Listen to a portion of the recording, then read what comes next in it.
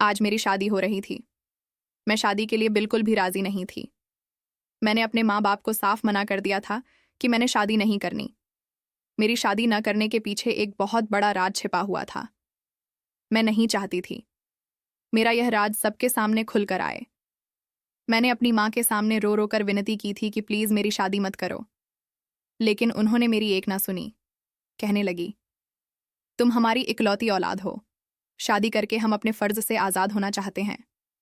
हमारे बाद तुम्हारा क्या होगा, ये सोचकर ही हमें डर लगता है। शादी एक ऐसा मजबूत बंधन है कि तुम अपने पति के साथ खुशहाल जिंदगी गुजारोगी और हम भी सुकून से मर सकेंगे। मेरी जिद को देखते हुए मेरी माँ ने मेरे सामने हाथ भी जोड़ दिए थे। मैं अपनी माँ को यूं रोते हुए नहीं देख सकती थी। मजबूरी में सही, लेकिन मैं इस रिश्ते के लिए हाँ कर चुकी थी। मैं दुल्हन बनी, आज अपने पति के घर आई थी। मेरी ननद ने मुझे कमरे में बिठाया और मैं बहुत ज्यादा डरी हुई थी। मुझ पर इसका डर था कि मेरे दिल की धड़कनें तेजी से चल रही थीं। मेरा पूरा शरीर कांप रहा था। मेरे हाथ ठंडे हो रहे थे। जैसे जैसे समय गुजर रहा था, मेरा डर बढ़ता ही जा रहा था कि कुछ ही देर में मेरा पति अंगद कमरे में आ जाएगा, और यह सोचकर ही मेरी जान निकल रही थी कि फिर उसके बाद क्या होगा। मैं अभी अपनी इन्हीं सोच का ताना बाना बुन रही थी कि कमरे का दरवाजा खुला था। सामने मेरा पति प्रेम खड़ा था। उसे देखकर तो जैसे मुझे लगा मेरा अगला सांस ही नहीं आएगा, क्योंकि दिल में कुछ होने लगा था। उसने एक नज़र मुझे देखा। पता नहीं क्यों उसके माथे पर बल पड़े हुए थे। वह अभी तक कमरे के दरवाजे पर ही खड़ा हुआ था। कमरे का दरवाज़ा उसने जोर से बंद किया और फिर से बाहर चला गया। मेरा दिल तो जैसे दरवाज़ा बंद होने पर यूं हुआ था जैसे सीने में थम जाएगा। अभी कुछ ही देर हुई थी कि मेरे कमरे का दरवाज़ा दोबारा खुला तो मेरी जेठानी बदहवासी के आलम में अंदर दाखिल हुई थी।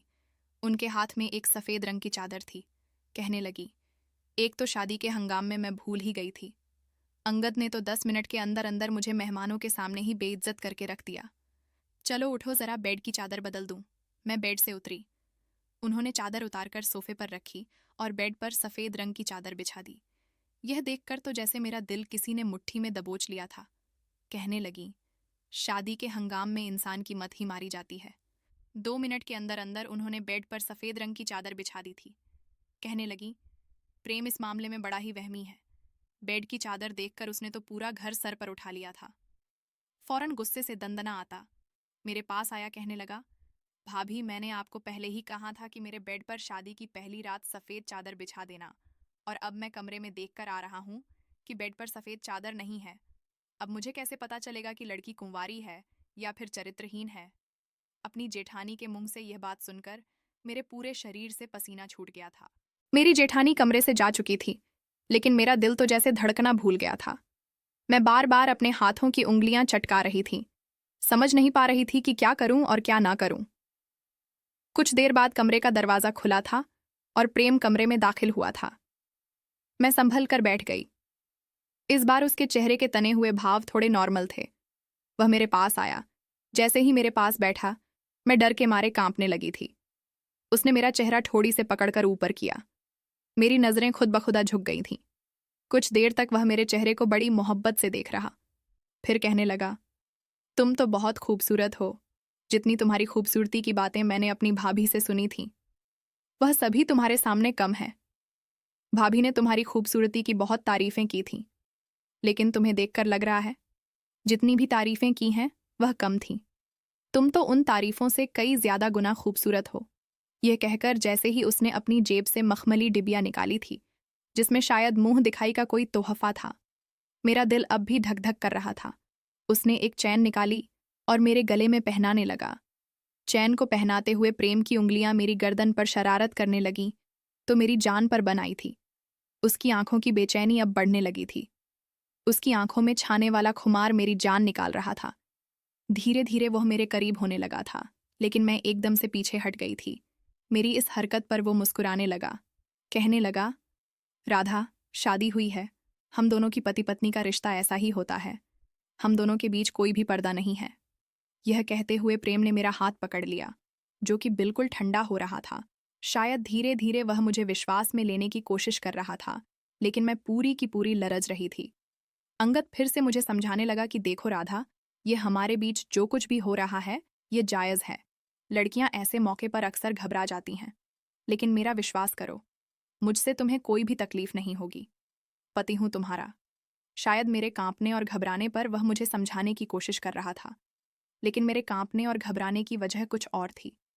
मैं अपने घर से विदा होने से पहले नींद की 4 गोलियां खाकर आई थी, इसलिए धीरे धीरे मेरी आंखों में नींद उतरने लगी थी।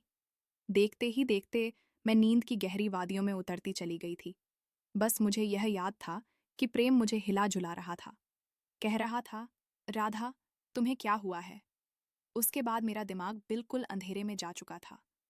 जब मुझे होश आया, मुझे ड्रिप लगी हुई थी और मैं अपने ही कमरे में लेटी हुई थी। मेरी जिठानी मेरे सिरहाने बैठी थी और मेरी ननद भी मेरे बेड के पास ही खड़ी हुई थी और मुझ पर फूंके मार रही थी। प्रेम कमरे में चहलकदमी कर रहा था। यह सब देखकर मैंने उठकर बैठने की कोशिश की तो मेरी जिठानी कहने लगी, लेटी रहो। डॉक्टर भी कमरे में मौजूद थी। उसने मुझे होश में आते देखा तो कहने लगी, जैसे ही ड्रिप खत्म हो, अंग से कहिए कि ड्रिप उतार दें। फिर उसने मुझे कुछ मेडिसिन लिखकर दे दी और कहने लगी कि इन्हें रेगुलर इस्तेमाल करवाना। जल्दी ही डॉक्टर कमरे से जा चुकी थी। मेरी जेठानी कहने लगी, मैं तुम्हारे लिए दूध का गिलास लाती हूँ। यह कहकर वो भी कमरे से निकल गई। पीछे पीछे मेरी ननद भी चली गई थी। मैंने प्रेम की तरफ देखा तो उसके माथे पर बल पड़े हुए थे। गुस्से से कमरे के चक्कर काट रहा था। मैंने घड़ी की तरफ देखा। सुबह के 6 बजने वाले थे। मैं अभी तक दुल्हन के जोड़े में थी, लेकिन उसने अपने कपड़े बदल रखे थे। मेरे पास आया और मुझे गुस्से से घूरने लगा। कहने लगा, ये क्या तमाशा था? तुमने रात को नींद की गोलियां खाई थीं। मैंने कोई जवाब नहीं दिया। मैं नजरें चुराने लगी। वह कहने लगा, आर यू मैड? राधा, तुम पागल हो? तुम्हारा दिमाग तो खराब नहीं था। मैंने कहा, मेरे पास कोई रास्ता नहीं था। मुझे माफ कर दें, क्योंकि मुझे शादी से डर लगता है। मेरी बात सुनकर वह मुझे देखता रहा। फिर कहने लगा, तो इस बात का यह हल था कि तुमने पूरी रात हम सबको परेशान कर दिया। कोई भी लड़की अपनी शादी की रात नींद की गोलियां खाकर नहीं आती। हर लड़की की ही शादी होती है और शादी की रात कुछ ना कुछ घबराहट होती है, क्योंकि वह एक नए रिश्ते में बंधने जाती है और पति से उसका संबंध काफी गहरा होता है। लेकिन कोई भी लड़की नींद की गोलियां नहीं खाती। मेरी ड्रिप खत्म हो चुकी थी। प्रेम ने मेरी ड्रिप उतार दी और मुझे प्यार से समझाने लगा। कहने लगा, आज की रात के लिए मैंने बहुत से सपने अपनी आंखों में सजाए थे, लेकिन मुझे लगता है जैसे तुम्हें कुछ समय दे देना चाहिए, ताकि तुम दिमागी तौर पर इस रिश्ते के लिए तैयार हो जाओ, क्योंकि रात वाली हरकत मैं दोबारा नहीं चाहता। यह सुनकर मैं कुछ देर के लिए रिलैक्स हो गई थी। मैं यही तो चाहती थी कि वह मेरे करीब ना आए, मुझसे कोई रिश्ता ना बनाए, क्योंकि इसके पीछे बहुत बड़ी वजह थी। लेकिन यह कब तक मुमकिन था? वह मुझे कितना समय दे सकता था? कम से कम 4 दिन, 1 हफ्ता या ज्यादा से ज्यादा 1 महीना दे सकता था। उसकी आंखों की बेचैनियां देखकर मैं समझ नहीं पा रही थी कि मैं कैसे इस इंसान के उमड़ती मचलते जज्बातों को रोक सकती हूँ। वह मेरे चेहरे को बड़ी गौर से देख रहा था और मैं बद आवाज थी ना। मेरे दिल में कोई उमंग थी, ना ही यह शादी मेरी मर्जी से हुई थी। यह एक जबरदस्ती का बंधन था। खैर, मेरा सारा डर उस बेडशीट को लेकर था जो मेरे लिए मौत का पैगाम लेकर आती थी। अगर रात को मैंने नींद की मेडिसिन ना खाई होती तो प्रेम कहने लगा, कितनी खूबसूरत और मासूम हो। तुम्हें देखकर मेरा दिल बेईमानी करने पर मुझे उकसाने लगता है। लेकिन खैर, तुम्हारा ख्याल तो रखना ही पड़ेगा, क्योंकि यह मेरी जिम्मेदारी है। यह कहकर वह वहां से उठकर चला गया था। कुछ देर बाद मेरी जेठानी मेरे लिए दूध का गिलास ले आई। मुझे दूध पिलाकर उन्होंने मुझे सोने के लिए कह दिया। मैं दोबारा से लेट गई और सो गई। मेरी ससुराल में ज्यादा लोग नहीं थे। मेरी एक नन थी, वह भी शादीशुदा थी। मेरे जेठ और जेठानी थे, वो भी अपने अलग घर में सेटल थे, अभी सिर्फ शादी के लिए इस घर में आए हुए थे। मेरी जेठानी और मेरी ननद का व्यवहार मेरे साथ बहुत ही अच्छा था। प्रेम ने 2-3 दिन मुझे कुछ भी नहीं कहा था, बस मुझे अपने रिश्ते के बारे में बताता रहता कि पति पत्नी का रिश्ता ऐसा ही होता है। इन 3 दिनों में मैं यह जान चुकी थी कि वह कभी भी इस्तेमाल की हुई चीज इस्तेमाल में नहीं लाता। कहता, मुझे नफरत है ऐसी चीजों से जो किसी और की इस्तेमाल की गई हो।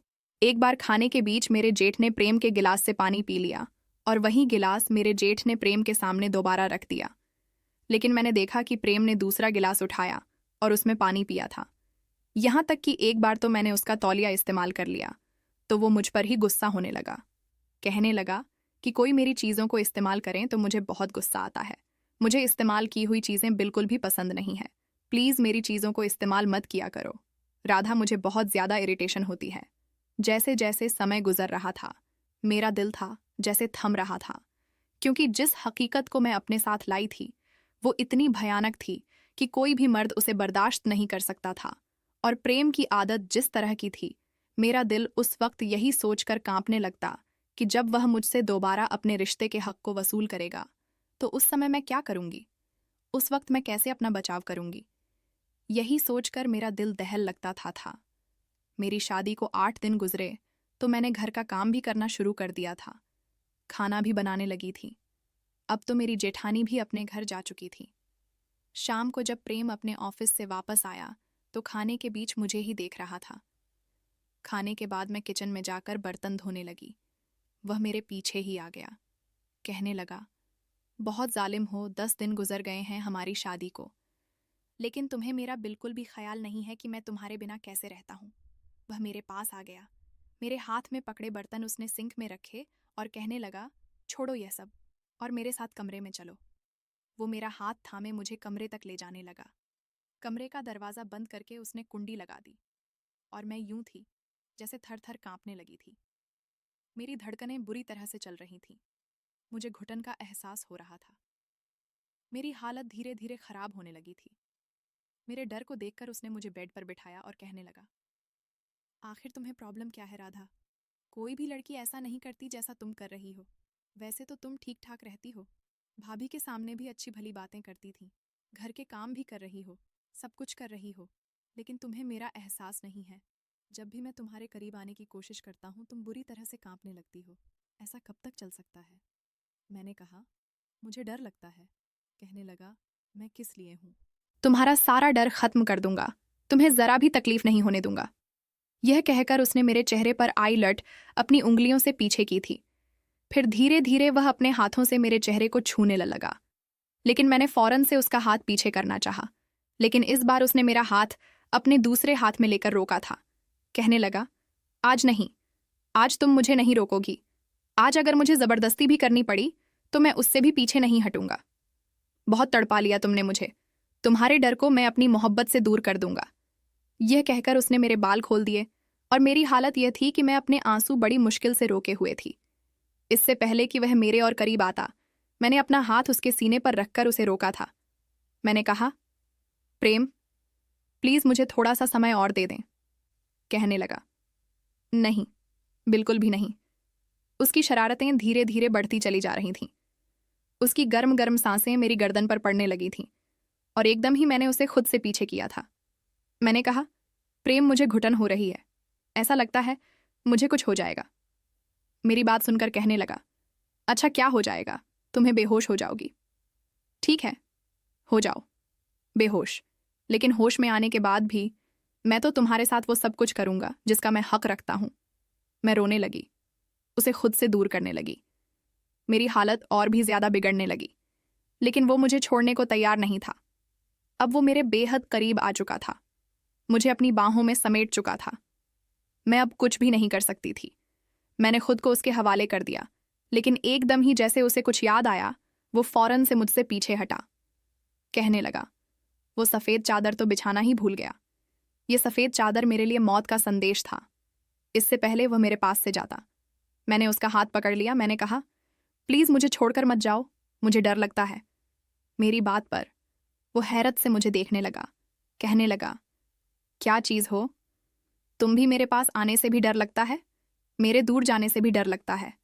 अभी 1 मिनट रुको, मैं अभी आता हूँ। एक बार सफ़ेद चादर ले आऊं। यह कहकर उसने मेरा हाथ अपने बाजू से जुदा किया और खड़ा हो गया। अलमारी में सफ़ेद चादर ढूंढने लगा, लेकिन वो चादर तो मैं पहले ही छुपा चुकी थी।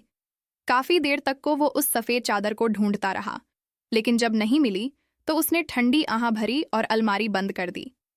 वापस आकर लेट गया। कहने लगा, सफ़ेद चादर ने आज तुम्हारी जान बचा दी है। पता नहीं भाभी ने वह चादर कहाँ रख दी है। यह सुनकर मैं चुप हो गई। फिर कहने लगा, राधा, तुम मेरी आदत को इतने दिनों में अच्छी तरह समझ गई होगी। मुझे यह कहना अच्छा तो नहीं लग रहा, लेकिन फिर भी जैसा कि आजकल का माहौल है, सावधानी ज़रूरी होती है। मैं नहीं चाहता मुझे ऐसी लड़की मिले जो पहले से ही अपनी इज्जत गवा कर आई हो। यह कहकर उसने अपनी साइड का लैंप ऑफ कर दिया और सोने के लिए लेट गया। लेकिन मेरी नींद तो जैसे मेरी आंखों से गायब हो चुकी थी। मैंने बहुत कोशिश की कि मैं सो जाऊं, लेकिन मुझे नींद नहीं आई थी।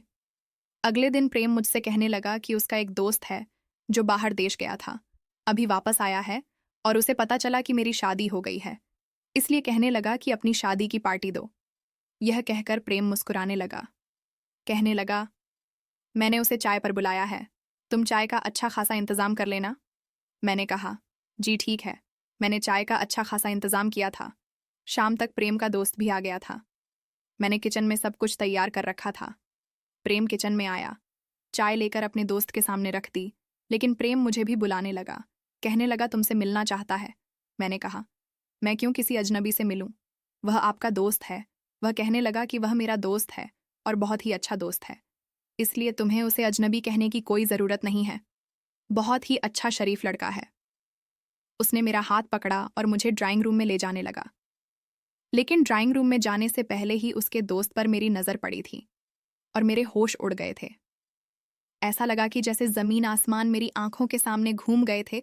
मेरी आंखों के नीचे अंधेरा छा गया था। मैं वहीं की वहीं बैठ गई। अंगद कहने लगा, राधा, क्या हुआ तुम्हें? चलो मेरे दोस्त से एक मुलाकात कर लो, वो तुम्हें देखना चाहता है। मैंने कहा, प्रेम, पता नहीं क्यों मेरा सर चकरा रहा है। मैं कुछ देर अपने कमरे में आराम करना चाहती हूँ। मेरी हालत को देखते हुए प्रेम ने मुझे कुछ और नहीं कहा और खुद ही अपने दोस्त के पास चला गया और मैं कमरे में चली आई।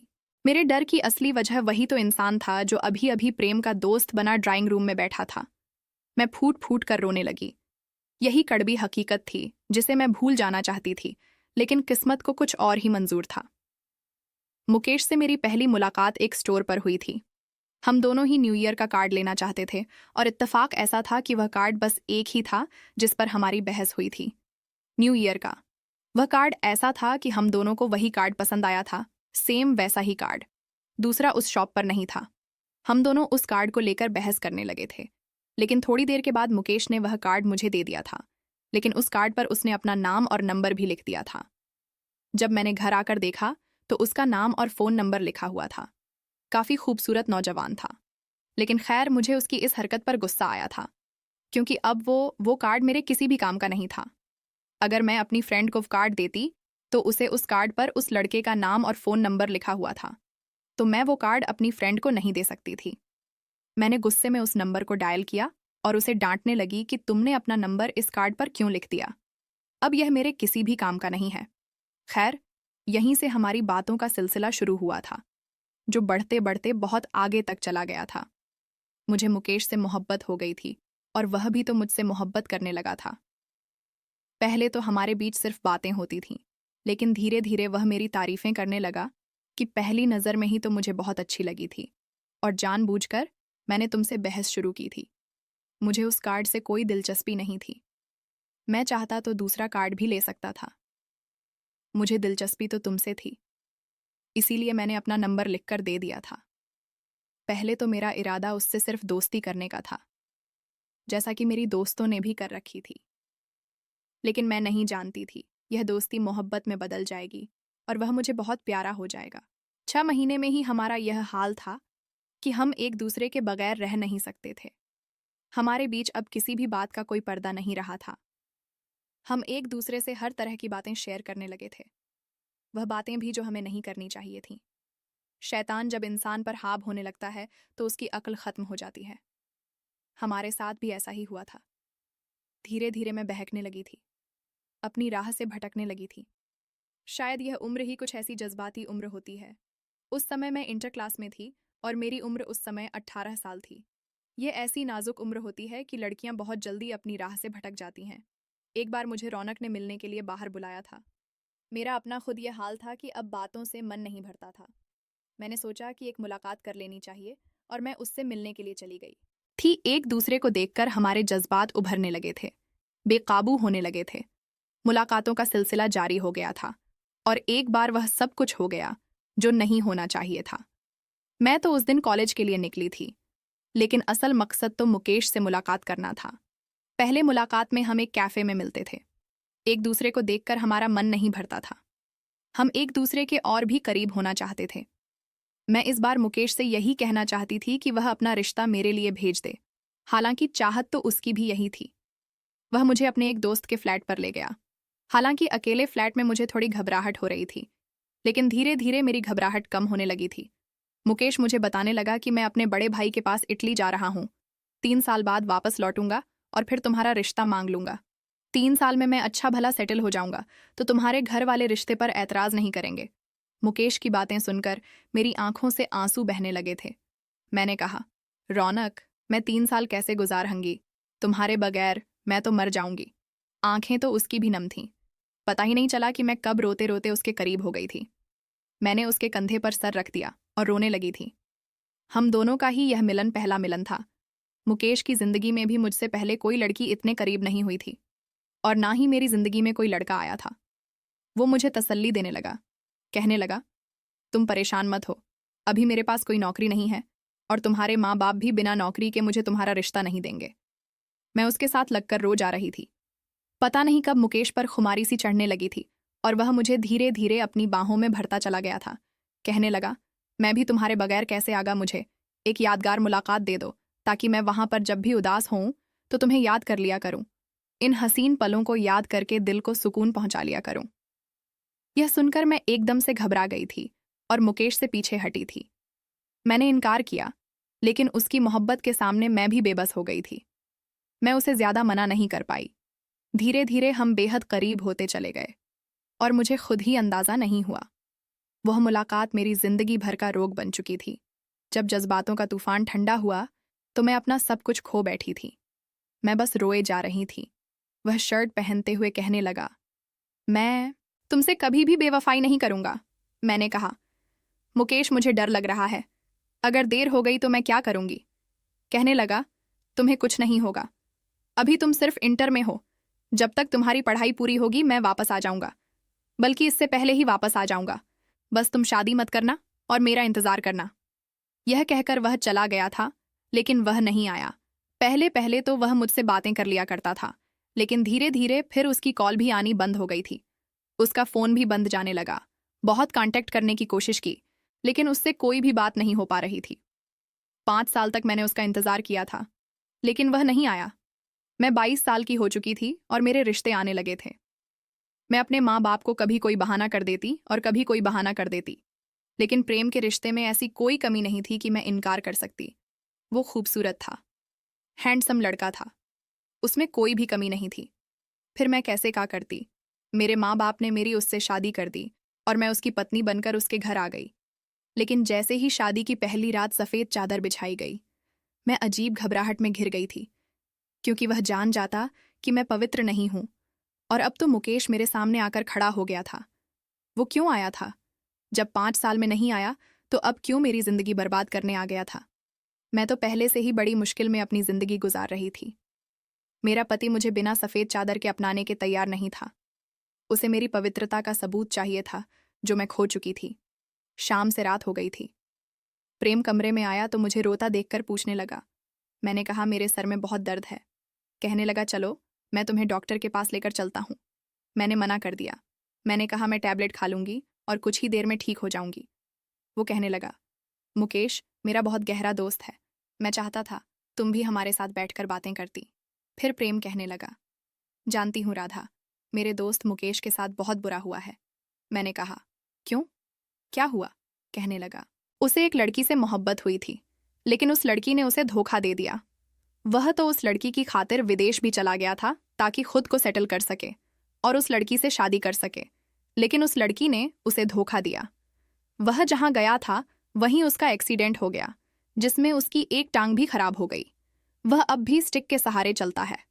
इस एक्सीडेंट में उसका मोबाइल भी किसी ने उठा लिया था और उसे वापस नहीं मिला, इसीलिए उस लड़की से दोबारा बात नहीं कर पाया, जिसका कंपनी में उसे नौकरी मिली थी।